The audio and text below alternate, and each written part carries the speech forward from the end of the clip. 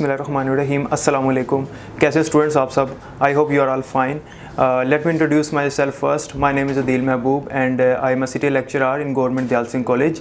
I have more than 4 years of experience to teach computer science at metric, intermediate and graduation level. Today we are going to discuss chapter number 1 of 9th class. 9th class का chapter number 1 है, इसका नाम है Introduction to Computers. इस chapter के बारे में discussion यानी कि इस चैप्टर का ओवरव्यू क्या है वो हम पिछले कुछ लेक्चर्स में कर चुके हैं।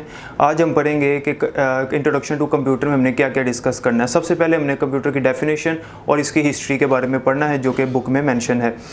तो सबसे पहले है इंट्रोडक्शन टू कंप्यूटर्स में कंप्यूटर की डेफिनेशन कि कंप्यूटर है क्या। 9th क्लास में सबसे पहले हमें पता होना चाहिए कि कंप्यूटर है क्या, क्योंकि इसमें इनिशियल स्टेज होती है स्टूडेंट्स की, अभी उनको कंप्यूटर के बारे में नहीं पता, तो कंप्यूटर की डेफिनेशन जो है उनके लिए ज़रूरी है। उसके बाद फिर हिस्ट्री की तरफ आते हैं। तो कंप्यूटर क्या है? Computer is electronic device. ये एक आम डेफिनेशन है जो रफ डेफिनेशन इस्तेमाल की जाती है मुख्तलिफ बुक्स में भी, और इससे पहले भी जो छोटी क्लासेस हैं उनमें भी इस्तेमाल होती है कि computer is electronic device. Computer एक बिजली से चलने वाला आला है, एक डिवाइस है जिसका क्या काम है? Computer is electronic device that accepts data, जो हमसे डाटे को एक्सेप्ट करता है। अब डाटा क्या है इसके बारे में डिस्कशन करते हैं कि डाटा क्या है। डाटा बेसिकली एक रॉ फैक्ट है, यानी कि कोई ऐसी चीज़ जो अभी प्रोसेस नहीं हुई, इसने अभी प्रोसेस होना है, तो हमेशा हम डाटा कंप्यूटर को देते हैं ताकि कंप्यूटर उस डाटे को प्रोसेस करे और उसका कोई आंसर हमें दे। तो हमारे लिए जो डाटा है वो अनप्रोसेस्ड आइटम होती है, यानी कि आसान अल्फाज में अगर मैं आपको बताऊं तो अनप्रोसेस्ड आइटम ऐसी चीज़ जिसने भी प्रोसेस होना है उसे हम डाटा कहते हैं। तो जब भी हम कंप्यूटर को डाटा देते हैं ताकि वो उसको प्रोसेस करे और उसको इन्फॉर्मेशन में तब्दील करे, यानी कि अगर मैंने 2+3 दिया कंप्यूटर को, ये एक आसान सी एग्जांपल है, तो ये एक अनप्रोसेस्ड आइटम है जिसने अभी प्रोसेस होना है। तो प्रोसेस होने के बाद इसने कन्वर्ट होना है 5 में। तो ये जो 5 है ये हमारे लिए क्या होगी? इन्फॉर्मेशन होगी। तो हम हमेशा कंप्यूटर को डाटा देते हैं, वो डाटे को एक्सेप्ट करने के बाद उसके ऊपर प्रोसेसिंग करता है। जब वो उसके ऊपर प्रोसेसिंग कर लेता है तो वो डाटा कन्वर्ट हो जाता है इन्फॉर्मेशन में।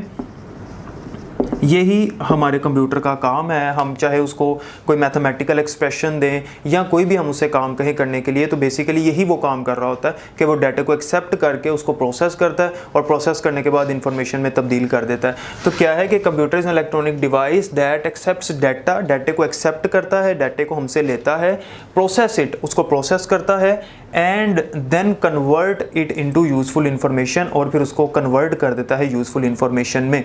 तो ये एक आसान डेफिनेशन है जो हम कंप्यूटर की लिख सकते हैं।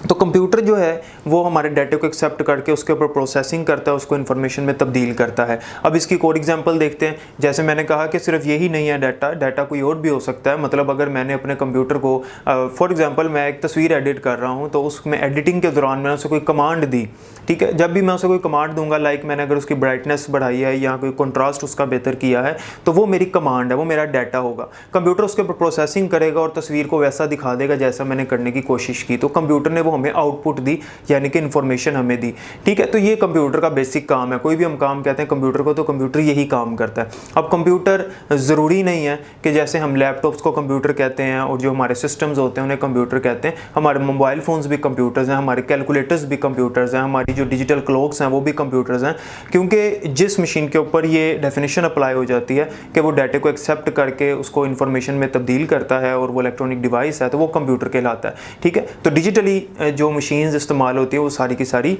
कंप्यूटर कहलाती हैं। फिर आगे कंप्यूटर की टाइप्स होती हैं कि वो मिनी कंप्यूटर, माइक्रो कंप्यूटर, वो आगे इंशाल्लाह इस चैप्टर में डिस्कस करेंगे। कुछ यूजेस हैं कंप्यूटर के। जब आपने डेफिनेशन लिखनी है तो यूजेस के बारे में ज़रूर लिखना है, क्योंकि 9th क्लास में अगर आप 1 या 2 लाइंस की डेफिनेशन लिखोगे तो वो आपको 2 नंबर नहीं दिया करेगा, क्योंकि अब ये 9th क्लास है। प्रीवियस क्लासेस में अगर 1-2 वर्ड्स भी लिख दिए, जैसे क्वेश्चन का आंसर येस भी लिख दिया, तो आपको 2 नंबर मिल जाते थे। अब ऐसा नहीं है, आपको यहाँ पर क्वेश्चन की लेंथ बढ़ानी पड़ेगी। उसका तरीकाकार ये है कि आप अगर क्वेश्चन का आंसर जो है उसकी एग्जाम्पल बनती है या उसकी टाइप्स बनती हैं तो वो आप ज़रूर लिखें। तो यहाँ पे कंप्यूटर की टाइप्स भी बनती हैं वैसे, लेकिन बुक में इसके यूजेस मेंशन है, तो हम यूजेस भी इसके यहाँ पे लिख सकते हैं। जैसे कि कंप्यूटर के बहुत सारे यूजेस हमारे इर्द गिर्द मौजूद हैं। हम लोग लिख सकते हैं कि कंट्रोलिंग स्पेस फ़्लाइट्स, जितनी भी हमारी फ़्लाइट स्पेस में होती हैं, खला में होती हैं, उनको कंट्रोल करने वाला कंप्यूटर होता है। कोई शख्स, कोई पर्सन उसको कंट्रोल नहीं कर रहा, जबकि मशीन कंट्रोल कर रही है, वो मशीन बेसिकली कंप्यूटर सिस्टम है। इसके अलावा लैंडिंग एयरप्लेन्स, हमारे जितने भी प्लेन्स हैं जब वो लैंड करते हैं, अब देखें ना, जो पायलट है उसे कैसे पता लगता है कि मैंने कितने फासले से लैंड करना शुरू करना है प्लेन को, ताकि मैं अपने रनवे पे पहुंच जाऊं। तो वो जब लैंड करने लगता है तो कंप्यूटर के ज़रिए से उसको पता लगता है, जितनी भी इंस्ट्रक्शंस उसको आती हैं ऊपर सैटेलाइट के ज़रिए से रिसीव होती हैं। तो सैटेलाइट बेसिकली कंप्यूटर सिस्टम है, उसको बताया जा रहा होता है कि उसने किस तरह से लैंड करना है। तो जितने भी एयरप्लेन हैं वो लैंडिंग उनकी कंप्यूटर के ज़रिए से होती है। स्पेस फ्लाइट्स को कंप्यूटर कंट्रोल किया करता है, ठीक है। इसी तरह से checking out groceries at a checkout counter, जब हम कोई चीज़ खरीदते हैं किसी भी शॉपिंग सेंटर से, तो जब हम वहाँ पे बिल बनवाने के लिए जाते हैं तो वहाँ पे भी एक मशीन मौजूद है जो कि हमारा बिल बनाती है। वहाँ पे भी आपने देखा है कि कंप्यूटर आजकल इस्तेमाल हुआ करता है। किसी ज़माने में जब कंप्यूटर नहीं था तो हाथ से बिल बनाया जाता था, जो कि इतना एफिशिएंट नहीं था। लेकिन अब कंप्यूटर के यूज़ की वजह से सारी चीज़ें एफिशिएंट हो गई हैं, ये भी कंप्यूटर का इस्तेमाल है। इसके अलावा प्रिंटिंग बुक्स, जितनी भी किताबें हम पढ़ते हैं वो सारी की सारी प्रिंटेड होती हैं और कंप्यूटर के ज़रिए से कंपोज्ड हुई होती हैं। फिर turning on lights at a specified time, एक ख़ास वक्त पे लाइट्स का ऑन हो जाना या लाइट्स का ऑफ हो जाना, जैसे हमारे सिग्नल्स इसकी एग्जांपल्स हैं, या हमारे मोबाइल फ़ोन्स के सेंसर्स इसकी एग्जांपल हैं कि जब हम फ़ोन कॉल सुनते हैं तो उसकी लाइट जो है वो ऑफ हो जाती है, उसका सेंसर जो है वो सेंस करता है। तो ये सारी चीज़ें कंप्यूटर के यूजेस में आती हैं। जितनी मैंने बोली हैं आप इनको नोट डाउन कर सकते हैं ताकि क्वेश्चन की लेंथ भी बन जाए और आपके पास कुछ मटेरियल भी हो लिखने के लिए। अब इसमें हमारा अगला आर्टिकल है हिस्ट्री ऑफ कंप्यूटर का। ये आर्टिकल नंबर 1.1 है। इसमें हम देखेंगे कि कंप्यूटर की हिस्ट्री क्या है, कंप्यूटर की तारीख क्या है, किस तरह से कंप्यूटर हमारे पास इस हालत में पहुंचा। तो देखेंगे सबसे पहला जो कंप्यूटर बनाया गया था वो क्या था, यानी कि हमें अब यहाँ पे पता लगेगा, बड़ी इंटरेस्टिंग इन्फॉर्मेशन है कि कंप्यूटर आज जिस हालत में हमारे पास मौजूद है इस हालत में नहीं था, उसका बनाने का मकसद कोई और था। तो हिस्ट्री ऑफ कंप्यूटर में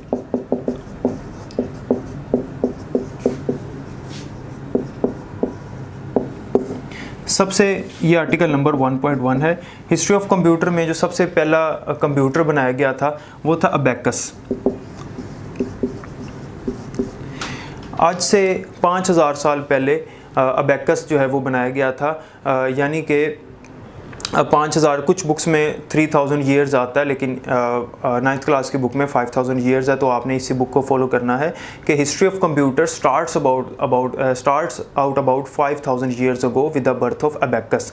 कंप्यूटर की हिस्ट्री जो है वो अबेकस से शुरू हुई। बेसिकली कंप्यूटर बनाया जो जा रहा था वो उसे कंप्यूटर कह रहे थे जिसे आज हम कैलकुलेटर कहते हैं, ठीक है। यानी कि एक सिंपल कैलकुलेशन कर सके, अर्थमेटिक ऑपरेशंस परफॉर्म कर सके, like plus minus multiply and divide. तो ये वाली ऑपरेशंस परफॉर्म करने के लिए जो मशीन बनाई जा रही थी उसका नाम उन्होंने कंप्यूटर दिया था। तो हालांकि हम आज इसे कैलकुलेटर कहते हैं और कंप्यूटर से और बहुत सारे काम लेते हैं, तो आस्ते आस्ते इंप्रूवमेंट आई इसके अंदर।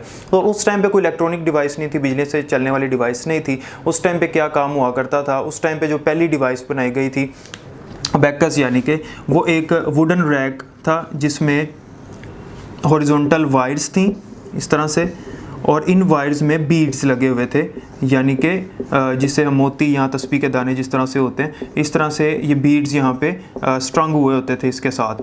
तो अब उसके पास कुछ रूल्स थे जिसने इसको बनाया था। वो रूल्स क्या थे? प्रोग्रामिंग रूल्स थे। अब वो प्रोग्रामिंग रूल्स से मुराद है कि उसके पास कुछ, जैसे कोई चीज़ बनाई जाती है उसको इस्तेमाल करने के असूल होते हैं, ठीक है। कैमरे को इस्तेमाल करने के असूल हैं, कंप्यूटर को इस्तेमाल करने के असूल हैं, इसको भी यूज़ करने के कुछ असूल थे कि किस तरह से हम इसके अंदर कैलकुलेशंस करेंगे तो हमें आंसर मिलेगा। हालांकि इलेक्ट्रॉनिक नहीं है, तो इन बीट्स को मूव करके वो प्लस माइनस मल्टीप्लाई डिवाइड, यानी कि रेगुलर अर्थमेटिक ऑपरेशंस जो होते हैं आम रूटीन में, वो भी कोई इतने बड़े नहीं, छोटे मोटे अर्थमेटिक ऑपरेशंस जिनकी रेंज कम है वो परफॉर्म किए जाते थे इसमें। तो अर्थमेटिक ऑपरेशंस में परफॉर्म होते थे according to the programming rules, जो कि जो यूज़र था जो इसको यूज़ करता था वो इसको रिमेंबर करता था। लेकिन ये चीज़ इतनी इस्तेमाल नहीं हुई, पॉपुलर नहीं हुई, लेकिन हिस्ट्री में इसका नाम आता है क्योंकि इसने कंप्यूटर की बुनियाद रख दी थी। कुछ सोचा था, मतलब पहले ऐसा होता था कि जो मैथमेटिक्स के टीचर्स हैं वो कैलकुलेशन खुद किया करते थे, लेकिन कुछ आसानी के लिए उसने ये बनाया, कोशिश की। तो फिर इसके साथ आस्ता आस्ता इसके बाद इम्प्रूवमेंट आई कंप्यूटर की फील्ड में। तो अब अगर हम कंप्यूटर की हिस्ट्री की बात करें तो ये जो पूरी बुक है 9th क्लास की कंप्लीट हो जाएगी। हिस्ट्री बहुत ज़्यादा है, लेकिन जो मेन इन्वेंशंस हुई थी वो सारी उसने यहाँ पे मेंशन की हुई हैं। सिर्फ मेन इन्वेंशंस का जिक्र है, जिसमें सबसे पहले हमने अबैकस पढ़ा, उसके बाद काफ़ी अरसे बाद नेपियर बोन्स बनाया गया था, तो नेपियर बोन्स का जिक्र आगे। दरमियान में बहुत इन्वेंशंस हुई, आप लोगों को मिल जाएंगी इंटरनेट पर, लेकिन यहाँ पर बुक में मैंशन नहीं है क्योंकि हमने टू द पॉइंट बात करनी जो मेजर इन्वेंशंस थी। तो अबैकस के बाद जो अगला हमारा आर्टिकल है वो है 1.1.1, यानी कि इसकी एक्सटेंशन है जिसका नाम है नेपियर बोन्स। एक बंदा था जिसका नाम था जॉन नेपियर। ये एक स्कॉटिश मैथमेटिशियन था, मतलब स्कॉटलैंड का रहने वाला था। रियाजीदान था, मैथमेटिशियन से मुराद रियाजीदान था, मैथमेटिशियन था। इसने एक मशीन बनाई थी, और वो इलेक्ट्रॉनिक मशीन नहीं थी जिसे मशीन आज कहते हैं, वो मशीन नहीं थी। जिस तरह से अबैकस की थी, मतलब खुद ही मैकेनिकली उसको ऑपरेट करना पड़ता था, इसी तरह से इसकी भी मशीन थी। वो मशीन जो थी उसका नाम इसके नाम पर रखा गया था, यानी कि नेपियर बोन्स रखा गया था। अब नेपियर बोन्स किस तरह की दिखती है, मुख्तलिफ इसकी डायग्राम्स आपको इंटरनेट पे मिल जाएंगी, बुक में कुछ किताबों में भी बनी हुई है। तो ये कुछ इस तरह से थी कि इसके अंदर लाइक पज़ल छोटे छोटे ब्लॉक्स होते थे, और उन ब्लॉक्स के ऊपर नंबर लिखे होते थे, जैसे यहाँ पे 23, 97, 12, 0, 1, इस तरह से। तो इनको स्लाइड करके, जैसे हम पज़ल में स्लाइड करते हैं, पज़ल्स के जो ब्लॉक्स होते हैं उनको स्लाइड करते हैं, मतलब उसको फेरते हैं यहाँ से यहाँ तक, तो इस तरह इसको भी स्लाइड करके वो कैलकुलेशन होती थी। वो भी उसका कोई रूल था, इस बंदे ने एक रूल बनाया था जिसके तहत ये सारी कैलकुलेशंस किया करता था। तो वो रूल क्या था वो उस टाइम पे उनको पता था, क्योंकि अब हम इस्तेमाल नहीं करते। उस रूल के तहत ये इनको आगे पीछे करके नंबर्स को प्लस करके माइनस मल्टीप्लाई डिवाइड करके अपनी कैलकुलेशंस पूरी करते थे। ठीक है, बाद में इनको गिन लेते थे, लाइक अगर इसने इस ब्लॉक को आगे किया, यहाँ से इसको किया, उसके बाद गिन लिया, तो इस तरह से कोई कैलकुलेशन होती थी जो कि उनको रूल का इसका पता था। तो इस रूल का नाम उन्होंने रखा हुआ था स्लाइड रूल। स्लाइड रूल यानी कि ये ऐसा रूल था जो स्लाइड किया जाता था इसके अंदर, इन ब्लॉक्स को स्लाइड करके। जैसे कुछ फ़ोन्स में हम लॉक लगा लें ना, तो वो वहाँ पे कहता है स्लाइड टू अनलॉक, कि आप इसको स्लाइड करोगे तो अनलॉक हो जाएगा। ठीक है, तो कुछ मोबाइल फ़ोन्स में भी ये फीचर होता है, तो वहाँ पे स्लाइड लिखा होता है, तो आपको स्लाइड का वहाँ से अंदाज़ा हो जाएगा कि जब हम उसको इस तरह से करते हैं, फेरते हैं, तो स्लाइड करते हैं तो वो ओपन हो जाता है। इसी तरह स्लाइड का मतलब यहाँ पर भी यही है कि हम स्लाइड करते हैं इन ब्लॉक्स को, तो कुछ कैलकुलेशंस होती थी। इसके अंदर मज़ेदार बात ये थी कि इसके अंदर ना सिर्फ प्लस माइनस मल्टीप्लाई डिवाइड हुआ करता था, बल्कि इसके अंदर हम स्क्वायर भी फाइंड कर लेते थे, स्क्वायर रूट भी फाइंड कर लिया करते थे, और ट्रिग्नोमेट्रिक फंक्शंस जो होते हैं लाइक साइन, टेंजेंट, कोस वगैरह, इनको भी हम परफॉर्म कर लिया करते थे इसके अंदर। ये जो डिवाइस थी ये पॉपुलर हो गई थी कमर्शियली, यानी कि कारोबारी तौर पर लोगों ने इसको इस्तेमाल किया था, कमर्शियली इसको सक्सेस मिली थी। और इसको किन लोगों ने इस्तेमाल किया था ये भी MCQ पूछा जा सकता है कि इनको इस्तेमाल किया था बुक कीपर्स ने, शॉपकीपर्स ने और अकाउंटेंट्स ने। बुक कीपर्स ने इस्तेमाल किया, शॉपकीपर्स ने इस्तेमाल किया और अकाउंटेंट्स ने इसको इस्तेमाल किया। यानी कि जो बुक कीपर्स हैं, किताबें रखने वाले, उन्होंने इसको रखा हुआ था कैलकुलेशंस के लिए, जैसे आज उन्होंने कैलकुलेटर रखा होता है। शॉपकीपर जो दुकानदार हैं, और जो अकाउंटेंट्स हैं जिनके पास सारा पैसे का हिसाब किताब होता है, पैसे का डिपार्टमेंट होता है जहाँ पे मनी की ट्रांजैक्शन होती है, उनके पास भी ये इस्तेमाल हुई थी मशीन। तो ये स्लाइड रूल इन जगहों पर इस्तेमाल हुआ था। एक लास्ट MCQ इसके अंदर जो बड़ा इंपॉर्टेंट है और बोर्ड में कई दफ़ा आ चुका है कि स्लाइड रूल कब तक इस्तेमाल हुआ था, क्योंकि ये जो पुरानी डिवाइसेस होती हैं या अब भी जो डिवाइसेस आती हैं वो कुछ अरसे इस्तेमाल होती हैं, फिर नई टेक्नोलॉजी आती है, फिर वो इस्तेमाल होना बंद हो जाती हैं। तो बुक में मेंशन है कि जो स्लाइड रूल है वो टिल मिडल 70s तक यूज़ हुआ था, मिडल 70s तक, तो 70s के वस्त तक इसको इस्तेमाल किया गया था। ठीक है, तो नेपियर बोन्स के बाद एक पास्कलाइन कैलकुलेटर बनाया गया था। पास्कलाइन कैलकुलेटर क्या है, ये पास्कल्स के नाम पे है, ये इस टॉपिक का नाम है पास्कल्स पास्कलाइन कैलकुलेटर।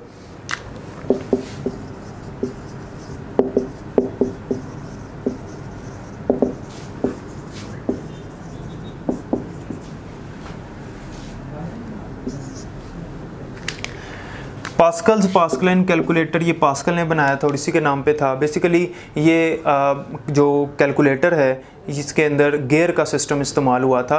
पास्कल ने एक गियर सिस्टम बनाया था, जैसे कि आपको पता है कि बाइक्स में और मुख्तलिफ आजकल साइकिल्स में भी जो गियर सिस्टम इस्तेमाल होता है, जो जिसे हम आम ज़ुबान में रफ़ लैंग्वेज में गराड़ी कहते हैं, वो आपस में उसके जो टूथ गियर्स थे वो एंगेज होते हैं। इसी तरह से उसके अंदर भी था। लाइक अगर हम देखें कि ये जो टूथ गेयर्स हैं, इसे उसने टूथ गेयर का नाम दिया बुक में, टूथ गेयर। तो जो दूसरा गेयर होता है वो उसके जो टूथ गेयर हैं वो इस तरह इसके साथ एंगेज होते हैं, और इस एंगेज होने की वजह से अगर एक गेयर को हम रोटेट करें, एक गेयर रोटेट होता है तो ऑटोमेटिकली दूसरा भी उसके साथ रोटेट होता है। तो इस तरह से इसने एक डिवाइस बनाई थी जिसमें हर टूथ गेयर दूसरे टूथ गेयर के साथ एंगेज होता था, एक के मूव करने से दूसरा भी मूव करता था। ये बाइक में और साइकिल्स में भी ये सिस्टम मौजूद होता है। अब इसने ये जो मशीन बनाई थी मुकम्मल तौर पे मैकेनिकल थी, मतलब इसमें भी बिजली का कोई काम नहीं था, इसको भी हाथ से ऑपरेट करना पड़ता था। तो इसके अंदर होता ये था कि जब साइज़ इस तरह से होता था 2 गेयर्स का कि एक गेयर को हम जब हैंडल उसके साथ हैंडल हुआ होता था उससे हम उसे क्रैक करते थे, मतलब रोटेट करते थे। तो एक को रोटेट करने से दूसरी वाली ऑटोमेटिकली मूव करती थी, तो एक का साइज़ दूसरे के साइज़ से 10 गुना ज़्यादा था। तो जो बड़ा गेयर है उसको अगर हम एक रोटेशन, एक चक्कर कंप्लीट करें तो उतनी देर में दूसरे वाले के 10 चक्कर कंप्लीट हो जाते थे। तो वहाँ पर भी कुछ रूल्स थे, इसने कुछ रूल्स बनाए थे किस तरह से इन रूल्स के तहत काम करके कैलकुलेशन की जाएगी। तो बेसिकली रोटेशंस को गिनता था कि एक रोटेशन होगी 2, 3, 4 और फिर इसको फाइनल आंसर मिलता था, जो कि एक बड़ा अजीब सा काम है। अगर आज हम बात करें तो हमें बड़ा अजीब सा लगेगा कि ऐसा भी होता है कि लोग इस तरह से भी किया करते थे, तो हमें अजीब सा लगेगा। लेकिन उस टाइम पे उनके पास ये चीज़ें नहीं थी, जो फैसिलिटीज़ नहीं थी जो आज हमारे पास हैं, इस वजह से उनके लिए ये बड़ी बात थी। लेकिन पास्कल के इस कैलकुलेटर में 2 मसाइल थे, ना तो इसके अंदर प्रिसीजन थी और ना ही इसके अंदर एक्यूरेसी थी, मतलब ये एक्यूरेट नहीं था, इसमें गलती के चांसेस बहुत सारे थे, और प्रिसीजन नहीं थी, मुकम्मल इसमें आंसर हमें नहीं मिलता था। ठीक है, इस वजह से पास्कल की मशीन को लोगों ने पसंद नहीं किया। ठीक है, उसके बाद जब पास्कल की मशीन बन गई, लोगों ने इसे पसंद नहीं किया, तो एक बंदा था जिसका नाम था वॉन लेबनीज़। वॉन लेबनीज़ ने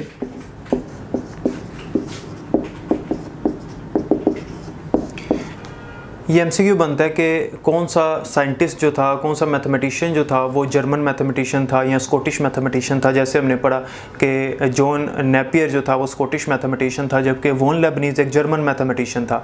अब इसने क्या किया था, इसने पास्कल के कैलकुलेटर को अडोप्ट किया, उसी के अंदर कुछ चेंजिंग्स की, उसको एक्यूरेट किया, रिलायबल बनाया, मतलब पहले से उसको बेहतर किया, इम्प्रूव किया, और इम्प्रूव करने के बाद उसी कैलकुलेटर को जो है वो आगे पेश कर दिया। तो इसका जो कैलकुलेटर था वो फिर पास्कल की निस्बत बेहतर था, लेकिन फिर भी लोगों ने इसको पसंद नहीं किया क्योंकि ये बड़ा मैकेनिकल वर्क था और बड़ा एक अजीब सा काम था, इसको ऑपरेट करना बड़ा मुश्किल हुआ करता था। उसके बाद हमारे पास आते हैं हिस्ट्री में चार्ल्स बाबेज।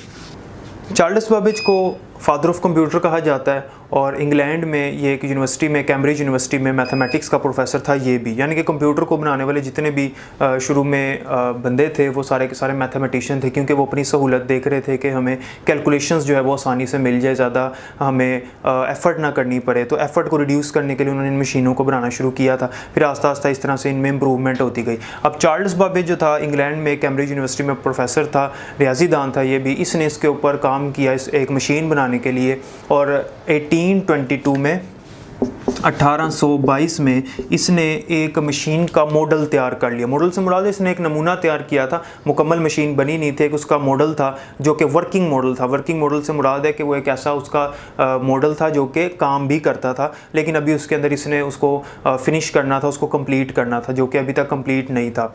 तो इसने उस मशीन का नाम रखा था डिफरेंस इंजन।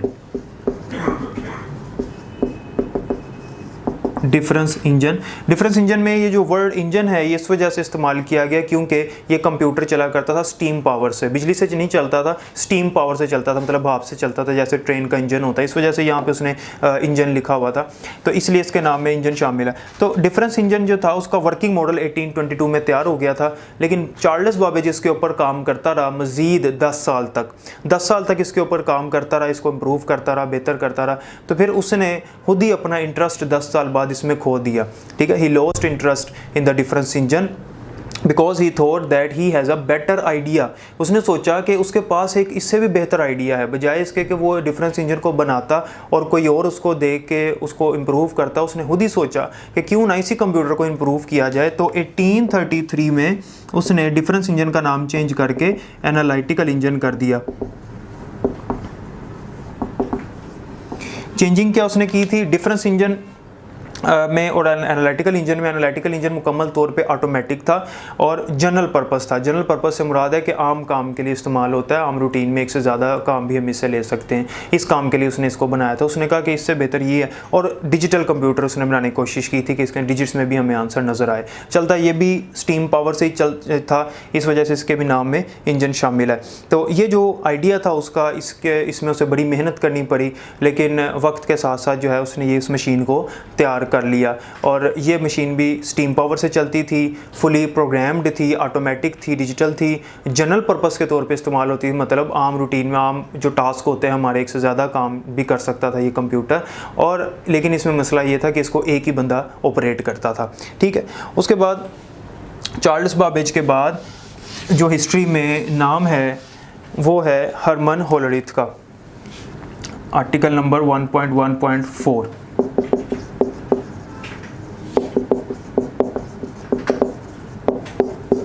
हरमन होलरिथ ने 1890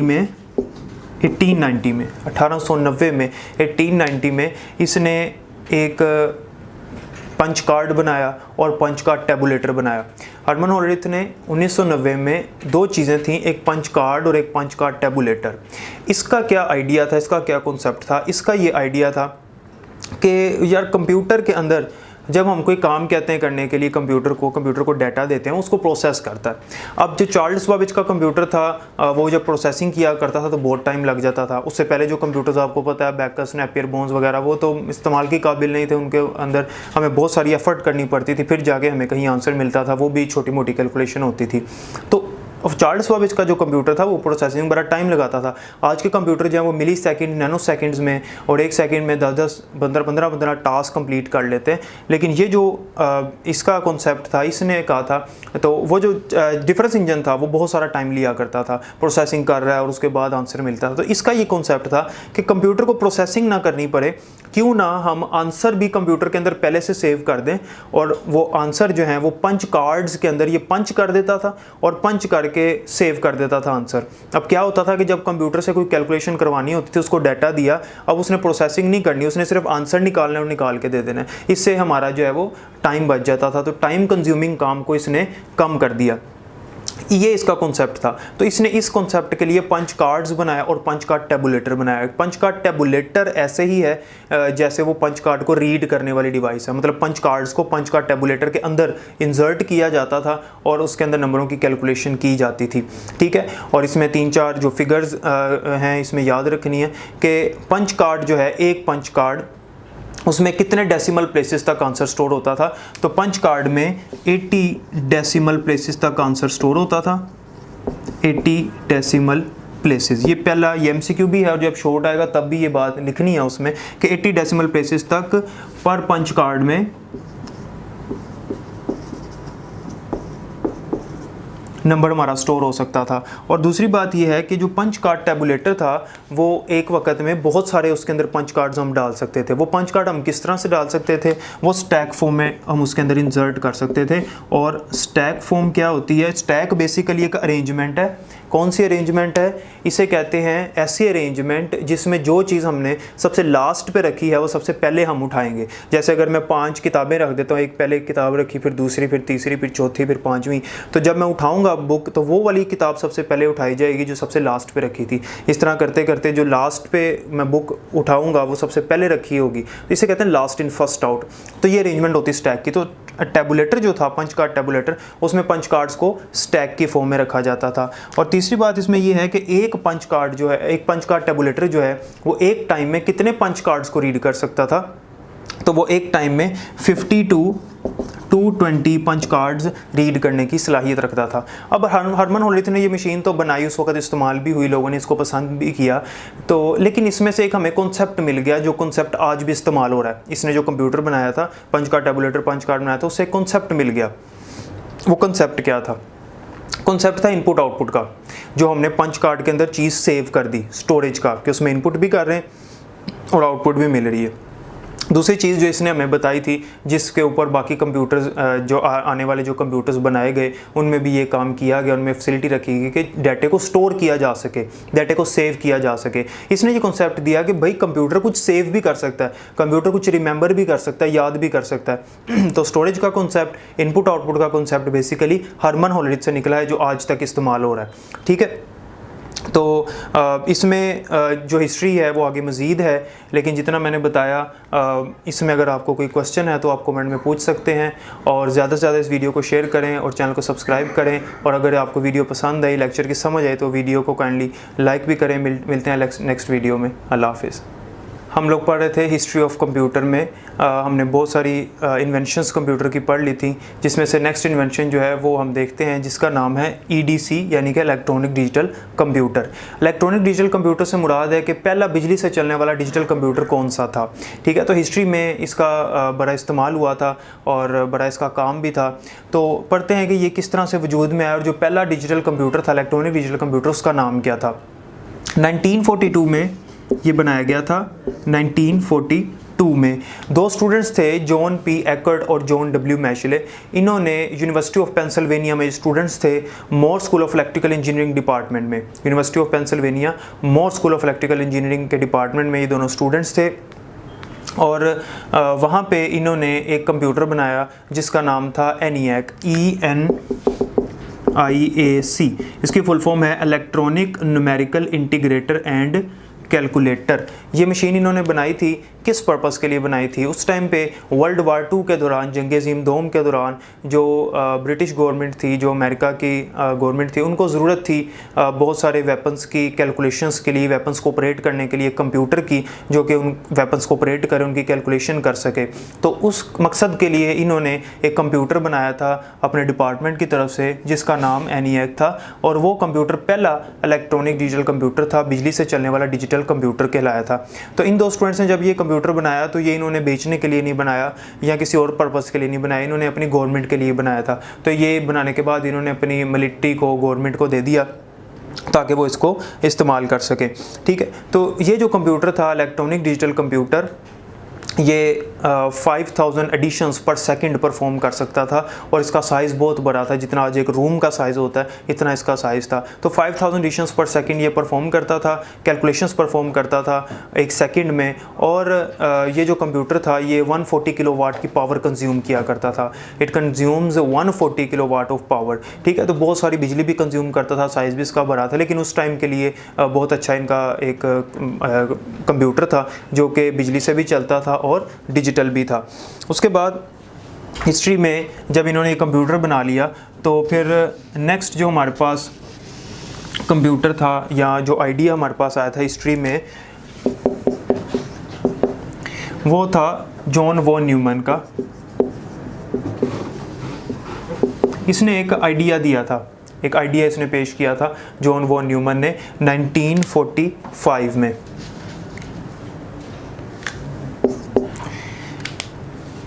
ENIAC जो कंप्यूटर बनाया गया था, उसकी कामयाबी के बाद, जब वो कामयाब हो गया, उसकी सक्सेसफुल जब हुई, तो जब उसकी सक्सेस हुई, तो उसके बाद जॉन वॉन न्यूमैन एक साइंटिस्ट था। इसने क्या किया, ये भी एक मैथमेटिशियन ही था, बेसिकली कंप्यूटर की फील्ड में साइंटिस्ट है, क्योंकि इसने कॉन्सेप्ट दिया था। ये एक मैथमेटिशियन था, इसने एक आइडिया दिया था और एक थ्योरी पेश की थी 1945 में। आइडिया क्या था और थ्योरी क्या थी? आइडिया इसका ये था कि कंप्यूटर का जो स्ट्रक्चर है वो बहुत ही सिंपल होना चाहिए और फिक्स होना चाहिए। यानी कि ENIAC को इसने देखते हुए ये बात की थी कि ENIAC का जो स्ट्रक्चर था वो फिक्स नहीं था, मतलब वो बहुत ही एक बड़ा स्ट्रक्चर था, उसके बहुत सारे कंपोनेंट्स थे जो उसके साथ अटैच होते थे। जब उसके अंदर कैलकुलेशंस करनी होती थी तो बहुत सारे हमें काम करने पड़ते थे। जैसे अगर मैंने कैलकुलेशन करनी है, उसके अंदर प्लस करना है, तो फिर प्लस वाला फंक्शन ऑन करके, मतलब उसके स्विचेस ऑन करने पड़ते थे, बाकी स्विचेस को ऑफ करना पड़ता था। मतलब खुद बताना पड़ता था कि मैं क्या काम करवा रहा हूँ, उसको जाके फिज़िकली जाके उस कंप्यूटर को ऑपरेट करना पड़ता था। उसके तारें जो हैं वो, उसके जो वायर्स होती हैं उनको प्लग करना पड़ता था, प्लग आउट करते थे, प्लग इन करते थे, तो बहुत सारे काम करते थे जिसमें बड़ी मेहनत दरकार थी। तो इसने कहा कि कंप्यूटर का जो साइज़ है वो फिक्स हो जाए, जो स्ट्रक्चर है वो फिक्स हो जाए, कंप्यूटर की जो साख्त है वो एक फ़िक्स हो जाए और सिंपल हो जाए, बहुत ही सादा सी हो। जैसे आज हमारे कंप्यूटर का स्ट्रक्चर है कि अगर मैं एक मोबाइल फ़ोन खरीदता हूँ तो वो एक सिंपल सा एक बॉक्स की तरह हम उसको इस्तेमाल करते हैं, एक फिक्स सा स्ट्रक्चर है, सिंपल स्ट्रक्चर है। कंप्यूटर्स में, लैपटॉप्स में भी ऐसे है। तो ये इसका बेसिकली एक आइडिया था। फिर इसने एक थ्योरी पेश की थी, इसने एक नज़रिया पेश किया था। वो इसकी थ्योरी क्या थी? इसने ये कहा था कि data and program can be stored on the same memory, कि डाटा और प्रोग्राम एक ही मेमोरी पे सेव हो जाया करें। अब डाटा और प्रोग्राम में क्या डिफरेंस है? इसने कहा data and program can be stored और saved in the same memory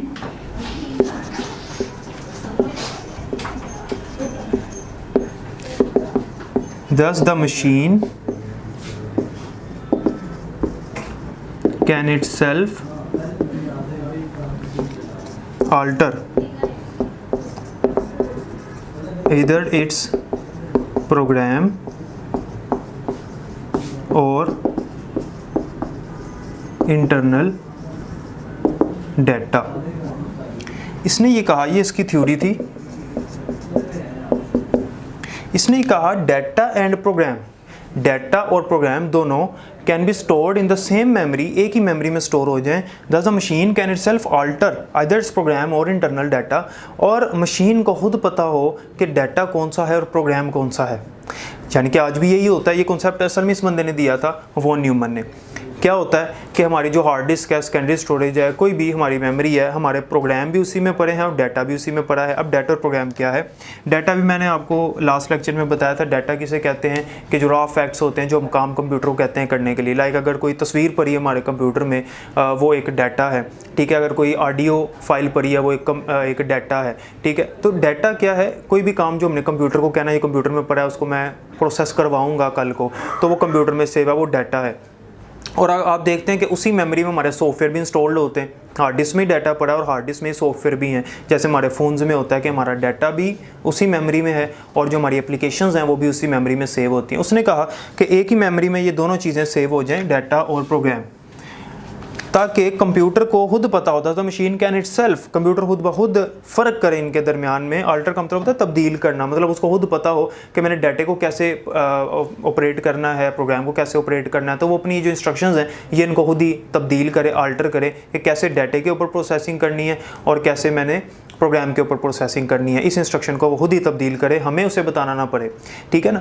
तो जैसे मैंने अभी बताया कि एनीएक वाले कंप्यूटर में क्या था कि अगर मैंने उसे प्लस करवाना है तो मुझे प्लस वाला स्विच ऑन, बाकी स्विचेस ऑफ करने पड़ते थे माइनस मल्टीप्लाई डिवाइड के, ताकि प्लस होके निकले हमारा आंसर, ठीक है। इसी तरह से अगर माइनस करवाना है, सब्ट्रैक्शन करवानी है, तो सब्ट्रैक्शन वाला स्विच ऑन, बाकी स्विचेस को ऑफ करना पड़ता, फिजिकली जाना पड़ता था, उसे बताना पड़ता था कि क्या काम हम उससे करवा रहे हैं। लेकिन इसने कहा ऐसा नहीं होना चाहिए। पहले तो इसने आइडिया दिया कि कंप्यूटर का स्ट्रक्चर बड़ा फिक्स और सिंपल होना चाहिए। दूसरी बात इसने क्या की कि data and program can be stored on the same memory, data और प्रोग्राम एक ही मेमोरी पे स्टोर हो, ताकि मशीन को खुद पता हो डाटा क्या और प्रोग्राम क्या है। अब इसने आइडिया तो दिया, खुद इसने कोई कंप्यूटर बनाया नहीं, आइडिया इसने दे दिया। लेकिन उसके बाद जब दो कंप्यूटर बनाए गए शुरू में, तो उन कंप्यूटर्स बनाने वालों ने इसके आइडिया को फॉलो किया कि यार चेक करते हैं क्या इसका आइडिया काम करता भी है कि नहीं करता, शायद कामयाब हो जाए। उन्होंने इसके आइडिया के मुताबिक काम किया तो वो कामयाब हो गए, और ये आइडिया आज भी चल रहा है। स्ट्रक्चर भी फिक्स है, ठीक है। हम देखते हैं कि आज हमारे जो सिस्टम है, तमाम वायर्स, तमाम पोर्ट्स उसके साथ ही बनी हैं, तमाम वायर्स उसके साथ लगती हैं, तमाम डिवाइसेस उसी एक सिस्टम के साथ लगती हैं, तमाम डिवाइसेस अगर लैपटॉप है उसके साथ लगती हैं, अगर मैं मोबाइल फ़ोन लेता हूँ उसी के साथ, हैंड फ्री उसी के साथ, हमारा जो डाटा केबल है, चार्जर है, वो उसके साथ ही लगती। तो पहले ऐसा नहीं था, पहले स्ट्रक्चर बड़ा उसका फैला हुआ था। तो उसने कहा स्ट्रक्चर बड़ा फिक्स और सिंपल होना चाहिए, एक ही डिवाइस हो जिसके साथ हम सारी चीज़ें प्लग इन करें और प्लग आउट वहीं से करें। और दूसरी बात इसने की थी कि डाटा और प्रोग्राम एक ही मेमोरी पे स्टोर हों, ताकि कंप्यूटर उसको खुद ही फ़र्क करे डाटा और प्रोग्राम में। तो यही काम हुआ फिर कि डाटा और प्रोग्राम जो है वो एक ही मेमोरी पे स्टोर होने लगे, जैसे आज हो रहा है, जैसे हमारे फ़ोन्स में होता है, लैपटॉप्स में और सिस्टम्स पे होता है, ठीक है। तो ये आइडिया इसने दिया। तो उसके बाद जो दो कंप्यूटर बनाए गए जो इसके आइडिया पे, पहले दो कंप्यूटर, वैसे तो सारे आज कंप्यूटर इसी के स्ट्रक्चर को फॉलो कर रहे हैं, इसी का कंप्यूटर कहला रहे हैं आज, इसी का जो स्ट्रक्चर है वो कहलाता है आज हमारे कंप्यूटर्स का। लेकिन इस बंदे ने जब ये आइडिया दिया तो उसके बाद 2 कंप्यूटर बने जो कि टेस्ट करने के लिए थे क्या इसका जो आइडिया वो काम करता है कि नहीं, और वो कामयाब हो गए। वो जो 2 कंप्यूटर्स थे उनमें से एक का नाम था यूनिवैक और दूसरे का नाम था एडवैक। यूनिवैक की डिटेल है बुक में कि यूनिवैक क्या है, किसने बनाया था, इंशाल्लाह अगले लेक्चर में हम डिस्कस करेंगे। एडवैक की नहीं है, इसकी फुल फॉर्म बुक में मेंशन नहीं है, अगर आपने लिखनी है तो आप लिख सकते हैं। इसकी फुल फॉर्म है electronic discrete variable automatic computer. ये एडवैक की फुल फॉर्म है। तो ये 2 कंप्यूटर्स थे जो इसके आइडिया पे बेस करते थे और वो फिर कामयाब भी हुए। ठीक है, तो इसके बाद हिस्ट्री में अब मैंने आपको बताया था कि हिस्ट्री जो है कंप्यूटर की बहुत वास्ट है। अगर हम लिखने बैठें तो सारी अगर लिखें कलेक्ट करें तो वो पूरी बुक जो है उस पर बन सकती है, लेकिन यहाँ पे हमने मेजर बातें पढ़नी है। तो 1945 में वॉन न्यूमन ने जो थ्योरी दी और आइडिया दिया वो हमने यहाँ पे डिस्कस किया। उसके बाद जो अगला आर्टिकल है हमारा वो है article number 1.1.7।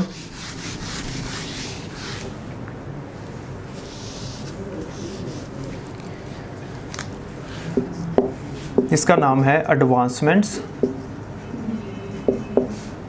In 1950s to 1960s, यानी कि उसने ये 10 साल के अरसे में 1950 से 60s तक, यानी कि 1950 से 1960 के दरमियान, ये 10 साल के अरसे में जो एडवांसमेंट्स हुई कंप्यूटर की फील्ड में, जो मेजर इन्वेंशंस हुई वो कौन कौन सी थी, उनको उसने एक्सप्लेन करके इसके अंदर एक मुख्तसर सा एक्सप्लेन कर दिया इस 2-3 पैराग्राफ्स में।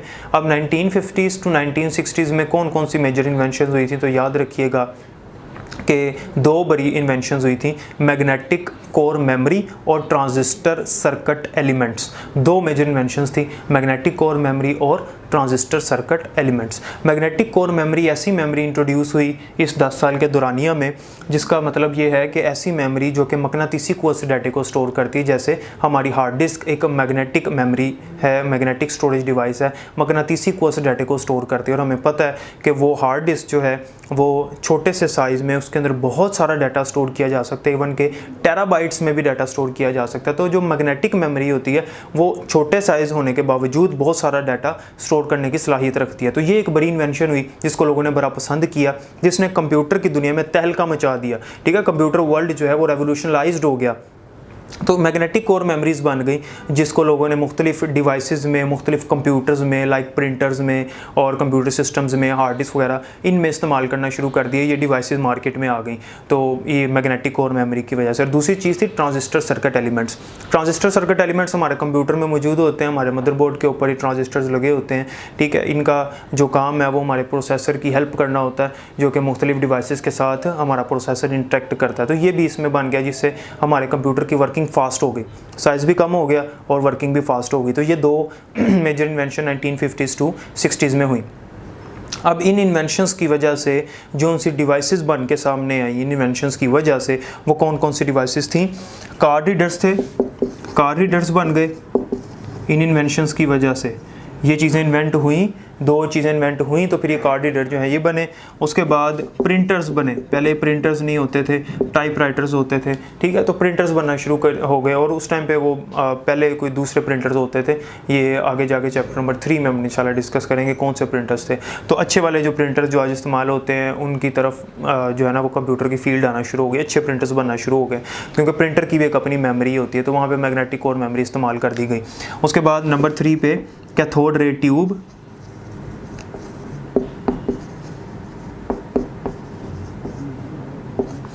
कैथोड रे ट्यूब बेसिकली कहते हैं CRT इसकी शॉर्ट फॉर्म है, यानी कि हमारे जो मोनीटर्स होते हैं वो बनाए गए इन 2 इन्वेंशंस की वजह से, मैग्नेटिक कोर मेमोरी और ट्रांजिस्टर सर्किट एलिमेंट्स की वजह से हमारे ये 3 मेजर डिवाइसेस बनी जो कि बहुत ज़्यादा इस्तेमाल हुई। इन 3 डिवाइसेस की जब इन्वेंशंस हुई तो बहुत सारी सहूलियात हमें मिल गई। हम चीज़ों को प्रिंट कर सकते थे और CRTs हमारे पास बन गई जिनकी क्वालिटी बहुत अच्छी थी। आज भी बहुत सी जगहों पे मॉनिटर्स वगैरह इस्तेमाल होते हैं, उन्हें CRTs कहते हैं। कार्ड रीडर्स बहुत सारे इस्तेमाल होते हैं, ठीक है। तो इन 3 डिवाइसेस के बनने की वजह से 3 डिवाइसेस किन किन फील्ड्स में, किन जगहों पे इस्तेमाल होना शुरू हो गई, किन अदारों में इनका इस्तेमाल किया गया, वो अदारे कौन से थे। उन अदारों में उन फील्ड्स में नाम आता है सबसे पहले अकाउंटिंग का। जो अकाउंटिंग्स हैं हमारी, उनमें इस्तेमाल होना शुरू हो गई ये चीज़ें। अकाउंटिंग मतलब जहाँ पे अकाउंट्स का सारा काम होता है, मनी ट्रांजैक्शन जहाँ से होती है, वहाँ पे बैंक्स वगैरह में, वहाँ पे प्रिंटर्स वगैरह कैथोड रे ट्यूब्स इस्तेमाल होना शुरू हो गए। पेरोल सिस्टम में इस्तेमाल होने लग गए, बिलिंग में इस्तेमाल होने लग गए, हमारे बिल जो हैं वो प्रिंट होकर आने लग गए। उसके अलावा ऑर्डरिंग सप्लाईज़ वगैरह, ये कुछ अदारे हैं जहाँ पे कंप्यूटर का इस्तेमाल होने लग गया। तो आस्ता आस्ता फिर मुख्तलिफ अदारों में, मुख्तलिफ ऑर्गेनाइजेशन में कंप्यूटर फैलना शुरू हो गया, कंप्यूटर जो है वो उनके साथ शामिल होना शुरू हो गया, ठीक है। तो 1950s to 60s के बाद अब जो लास्ट हिस्ट्री में एक हमारा टॉपिक है वो है मोर रीसेंट एडवांसमेंट्स, यानी कि रिसेंटली जो हमारे पास एडवांसमेंट्स हुई। आर्टिकल नंबर 1.1.8 मोर रीसेंट एडवांसमेंट्स, यानी कि रिसेंटली, रिसेंट का मतलब होता है हाल ही में। रिसेंटली जो एडवांसमेंट्स हुई वो कौन कौन सी थी, यानी कि 1950 से 1960 के दरमियान हमने पढ़ लिया जो मेजर इन्वेंशंस हुई थी। अब उसके बाद से लेकर आज तक जितनी भी मेजर इन्वेंशंस हुई हैं वो उसने सम अप करके एक मुख्तसर सा करके उसने एक्सप्लेन कर दिया। अब 1950s to 60s में एक बहुत बड़ा काम हुआ था जिसके ऊपर आज भी काम किया जा रहा है। ये टेक्नोलॉजी है बेसिकली, इसे कहते हैं VLSI, यानी कि वेरी लार्ज स्केल इंटीग्रेशन।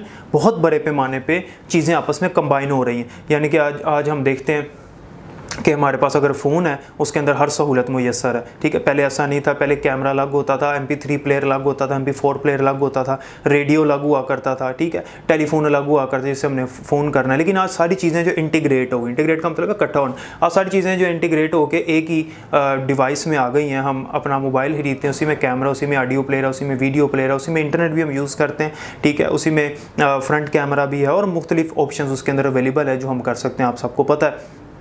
तो ये इसे कहते हैं बहुत बड़े पैमाने पे चीज़ें आपस में इंटीग्रेट हो गई।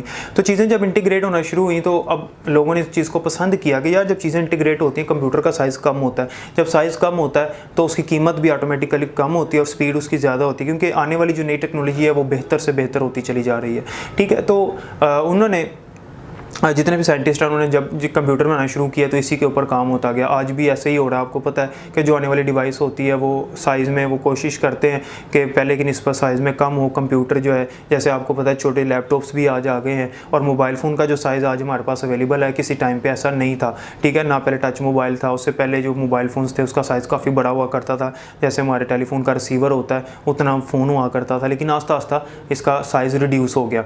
तो ये काम हुआ VLSI का मोर रिसेंट एडवांसमेंट्स में। इसके अलावा मोर रिसेंट एडवांसमेंट में जो अब सबसे ज़्यादा जिस फील्ड पे काम किया जा रहा है वो है आर्टिफिशियल इंटेलिजेंस। आर्टिफिशियल इंटेलिजेंस क्या है?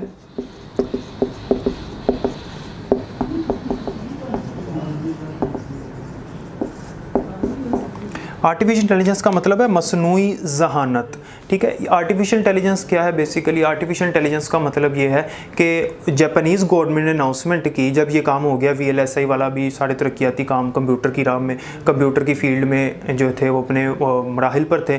तो जापानीज़ गवर्नमेंट ने अनाउंसमेंट की, उन्होंने कहा कि क्यों ना हम एक ऐसा कंप्यूटर बनाएं जो मुकम्मल तौर पे इंसान हो, यानी कि बिल्कुल ह्यूमन की तरह वर्क करे। तो उन्होंने इस फील्ड को नाम दिया आर्टिफिशियल इंटेलिजेंस। उन्होंने कहा हम इसके ऊपर काम करेंगे। फिर अमेरिका और बाकी दूसरी जो कंट्रीज़ हैं उन्होंने भी इसके ऊपर काम करना शुरू किया, अभी भी इसके ऊपर काम हो रहा है। तो बहुत सारी इन्वेंशंस इस फील्ड में हुई हैं, जैसे बड़े बड़े सेंसर्स इसके अंदर बनाए गए हैं।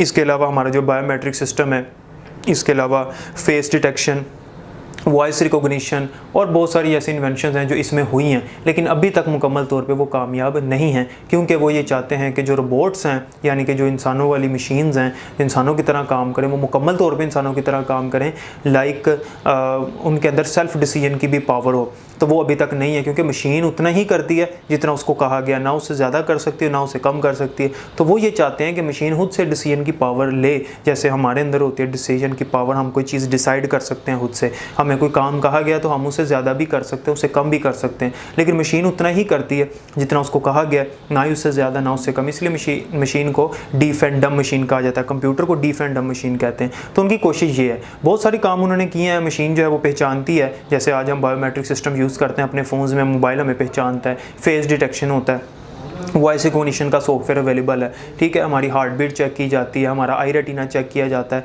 तो ये सारी चीज़ें इस फील्ड की कामयाबियां हैं, लेकिन ये फील्ड मुकम्मल तौर पे कामयाब नहीं। तो रिसेंटली जो काम हो रहा है वो इसके ऊपर हो रहा है और बहुत सारे तरक्याती काम हुए हैं। तो ये हमारे कंप्यूटर की हिस्ट्री थी। अगर आपको कोई क्वेश्चन है, कोई क्यूरी